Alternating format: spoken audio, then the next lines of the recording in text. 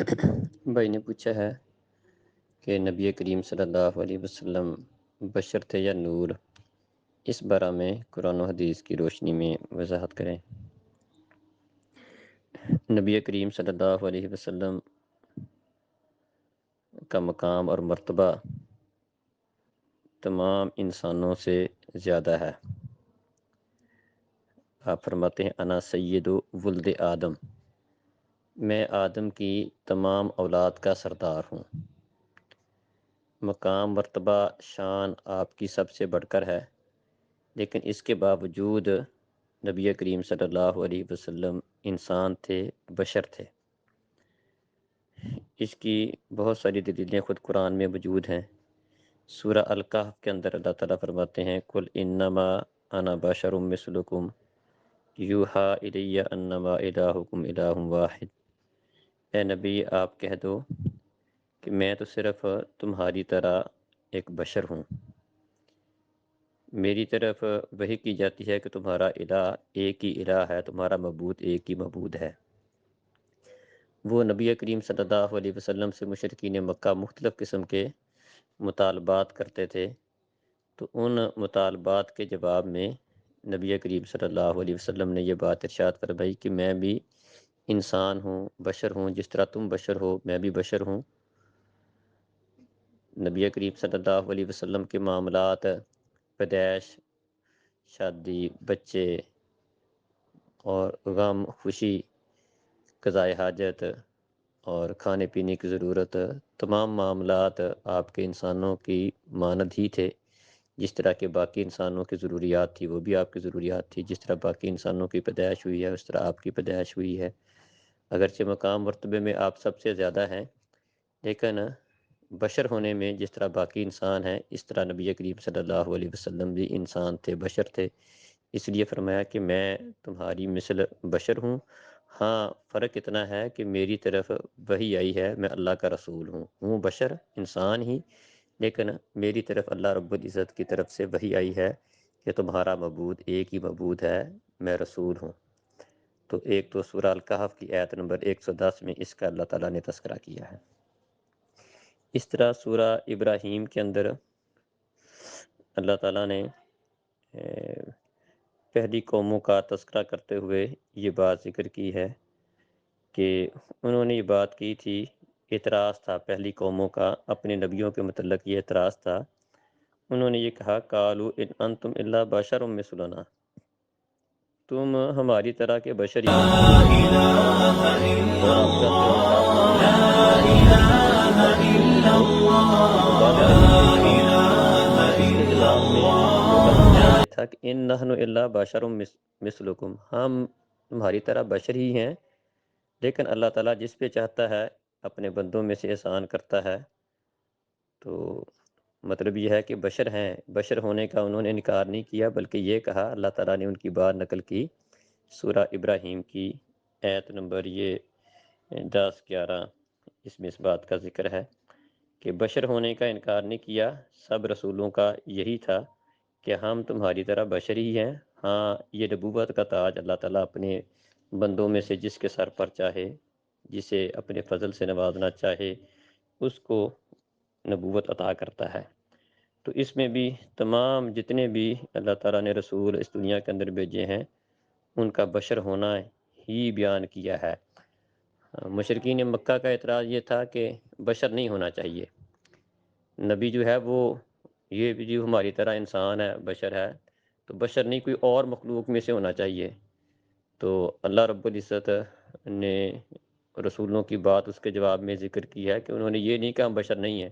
سب رسولوں کا کہنا تھا کہ ہم بشر ہی ہیں، لیکن اس کے باوجود اللہ کا یہ ہم پر احسان ہے کہ اللہ تعالیٰ نے ہمیں نبوت سے نوازا ہے۔ اسی طرح نبی کریم صلی اللہ علیہ وسلم کا تذکرہ کرتے ہوئے سورہ بنی اسرائیل کے اندر بھی اس بات کا ذکر موجود ہے کہ مشرکین مکہ نے نبی کریم صلی اللہ علیہ وسلم سے مختلف قسم کے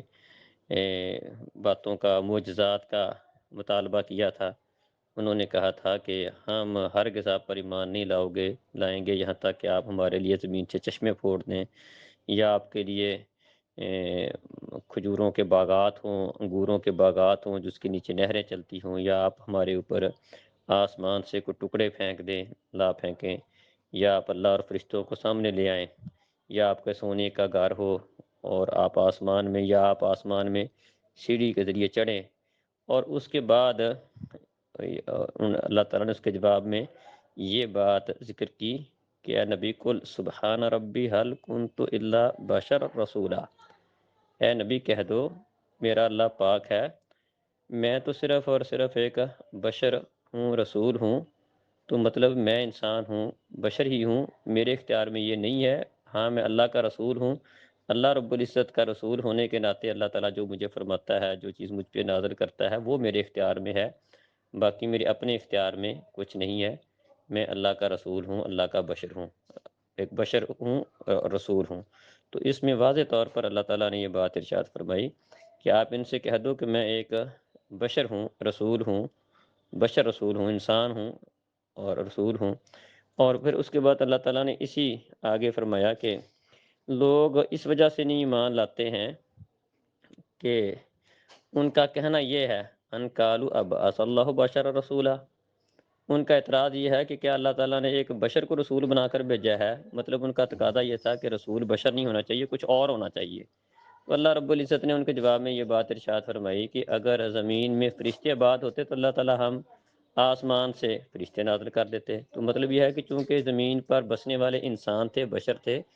تو یہ اس بات کا تقاضا تھا کہ زمین کے اندر ایسی ہی کسی مخلوق کو بھیجا جاتا جو انسان ہو، بشر ہو، اور ان کے معاملات کو وہ سمجھتی ہو۔ اسی طرح احادیث کے اندر بھی اس کی بہت ساری دلیلیں موجود ہیں۔ صحیح بخاری میں حدیث ہے،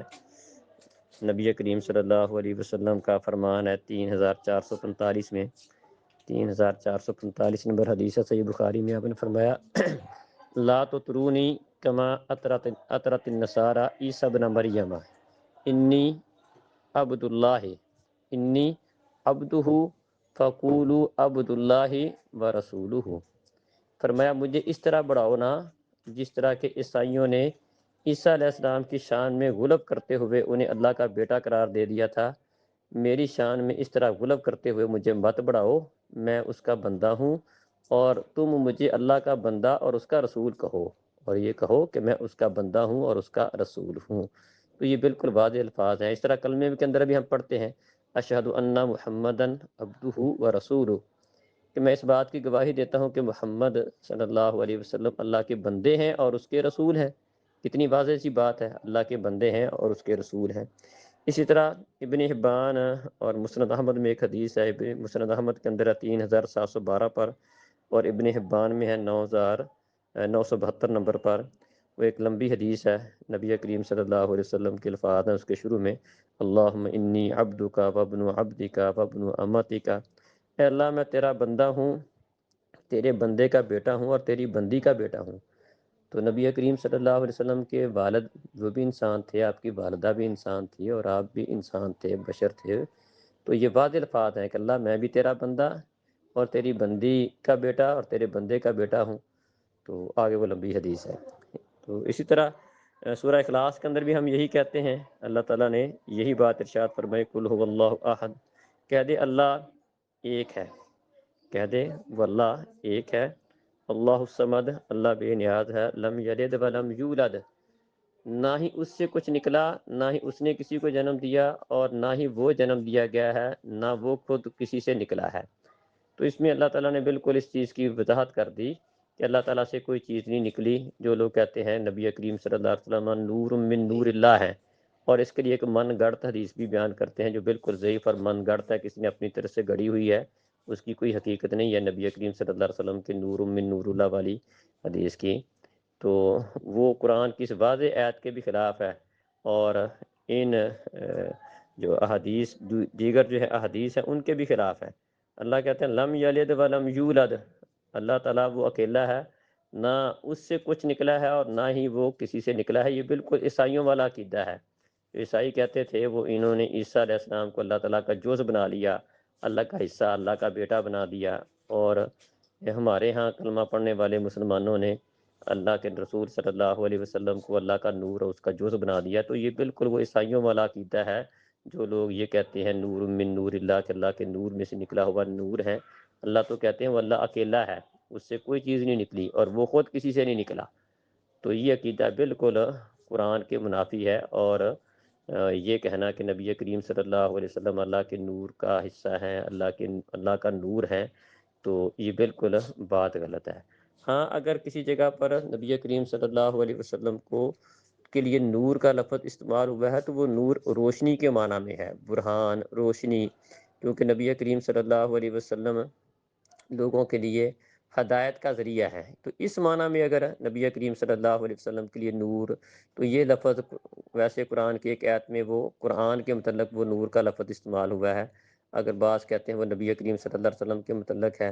تو وہ قرآن یا نبی کریم صلی اللہ علیہ وسلم کو جو نور کہا گیا ہے وہ ایک روشنی اور راہ ہدایت ہونے کے ناطے کہا گیا ہے کہ آپ لوگوں کو راہ دکھاتے ہیں اور آپ کو سیدھی راہ پہ لگاتے ہیں، تو قرآن یہ بھی ایک نور ہے۔ جس طرح حدیث میں ہم کہتے ہیں اللہم اجعل فی قلبی نورا، ایک حدیث میں اللہ میرے دل میں نور بنا دے، تو اس نور سے مراد ایک روشنی ہے، ایک برہان ہے، ایک واضح جو ہے سیدھے راستے کی پہچان، وہ چیز مراد ہے۔ تو اس نور سے مراد ایک روشنی ہدایت کے معنی میں ہو تو وہ مسئلہ نہیں، لیکن یہ کہنا کہ نبی کریم صلی اللہ علیہ وسلم اللہ تعالیٰ کے نور میں سے نور ہیں،